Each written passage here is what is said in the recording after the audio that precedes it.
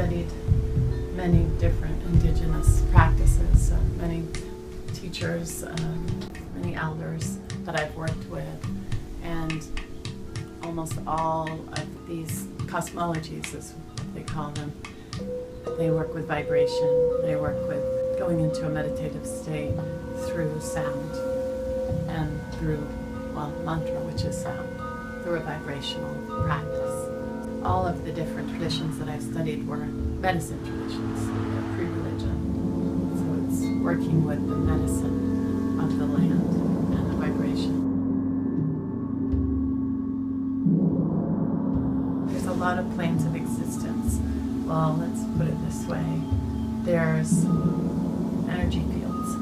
So there's the body, the dense energy field, that's known. And then this is all part of the subtle body. And so you're working with these fields all the way till you get to the dense subtle body, to the dense field, which is the body, the physical body. Usually the people are coming in with a disease, with some kind of, I call it an imbalance. And each disease holds a frequency. I'm trained to know what frequency that I'm working with, and then I train my practitioners to know the frequency of each imbalance and how to operate, how to work with that. When there is disease in the field, the sound changes. The sound absorbs very quickly. It also makes a different frequency pitches. And I ask the person to note that, and then when it shifts and clears, I do it again, and I say, did you notice how the sound changed? And it's more expansive and more harmonious. So out of the 9 energy fields that surround the body, it starts on the outermost level, and then it comes into each level until it reaches the body. New medicine today is trying to get the outer levels healed before it reaches the physical body and manifests in the body as disease. So if someone comes in, they don't know they're sick, and I see disease in their field, I'll clear it, and then I'll let them know afterwards. It's going to be harder to shift the energy out of the physical body, so we really want to target the physical body, and sound penetrates through all the fields to the physical. So I work elementally too, so I work with water, fire, air, and ether, and earth. And so the water bowl is clearly working with the water element, and I would use it to help them create more fluidity in their bodies. So I may also open the chakras with this bowl. If let's say the second energy center, vortex of energy, the second chakra was imbalanced, I would take the water bowl and place it over the second energy center. And I often work in spirals, so when you're looking at an energy center, it's a vortex of energy, and the energy spirals. So when you work with the energy center, you spiral.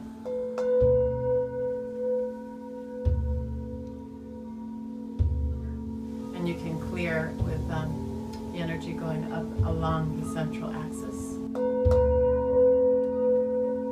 the product tube going up and down. So I'd utilize it like that.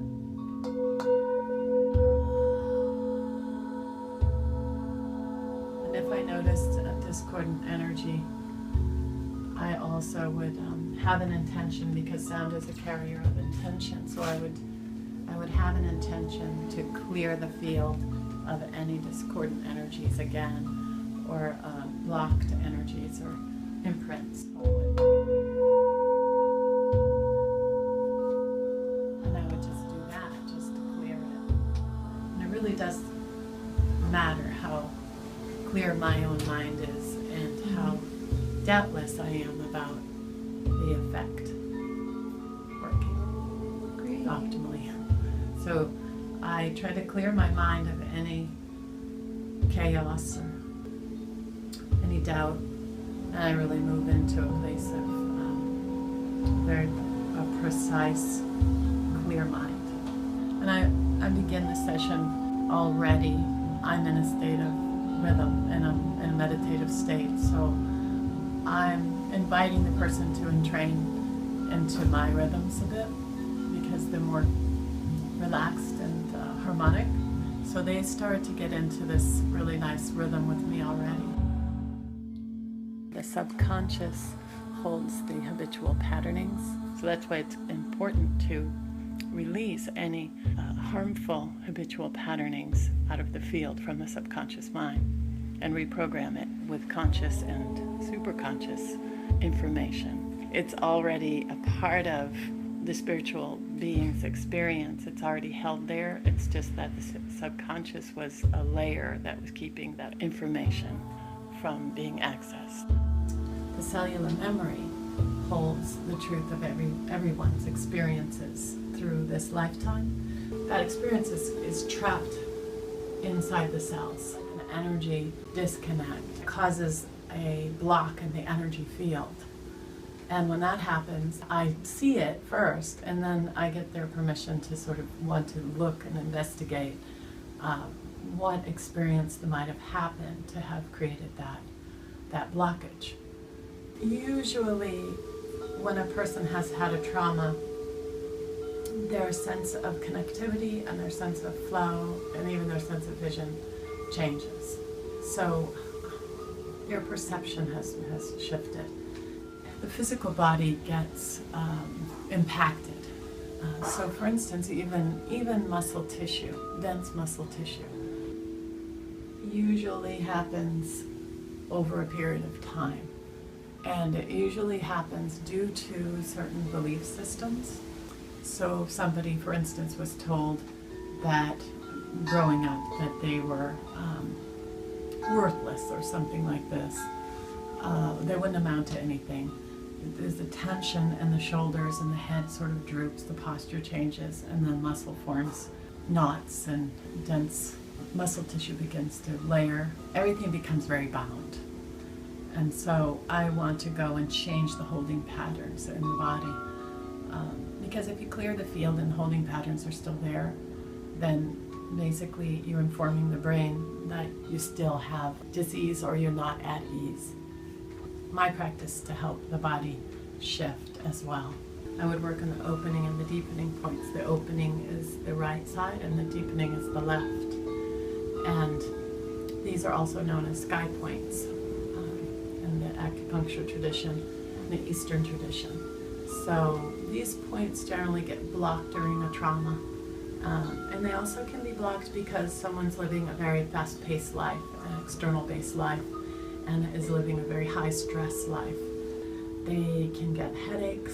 People can feel like they've lost their intuitive sight or instinctual place, and they can also feel as if they're blocked, that there's just no magic, no zest or passion for life anymore.